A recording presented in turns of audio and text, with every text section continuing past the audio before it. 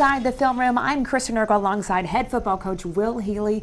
The Governors fell short on Saturday night against the number 4 team in the country. Coach, what did you take away after watching the film?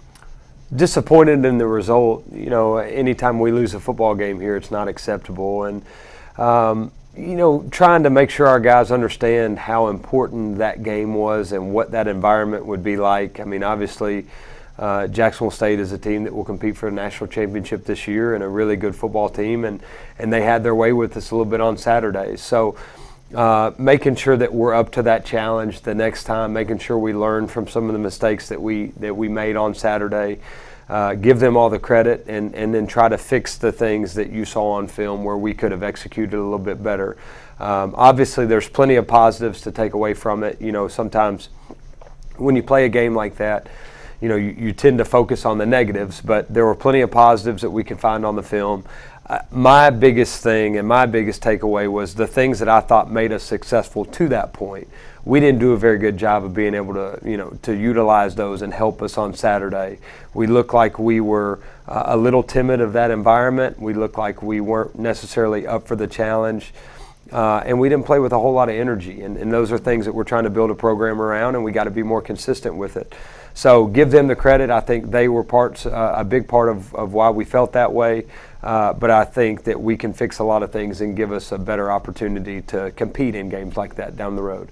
Defensively, I know there's some things you want to clean up, but forcing turnovers was a highlight. Guys like Jason Williams forced 2, recovered 1. Talk about what you noticed from your perspective. Well, you look at them, and they're both in very important times of the game. You know, I mean, it's 14-0, and they're driving to make it 21-0 like that. And you know, we come up with the fumble down there on the goal line, and then Jason does a really good job rushing the passer and gets a sack fumble, and so it's 14-0 at that point in time too. It kept giving us some life. Obviously, creating turnovers is something that I think we've done a much better job of this year. You know, I mean, we've already matched the total right now that we had the whole season last year, and that was an emphasis in the offseason and in fall camp. So I think our guys have bought into that. We've done a really good job of creating those things, which has kept us in the game and gave us some opportunities to be successful. Offensively, we probably lacked some consistency, but we did see the offense have success in spurts. The drive before half comes to mind, a big 63-yard drive with a touchdown off of a 4th down conversion.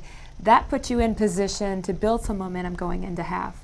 Yeah, the drive before the half was huge. You know, it gave you something to go into halftime and feel good about. I thought finally we woke up a little bit on the offensive side of the ball for that last series, which was an important one, and put 7 points on the board to make it manageable in the second half. You know, I thought that we had spurts of showing, you know, our abilities on the offensive side of the ball.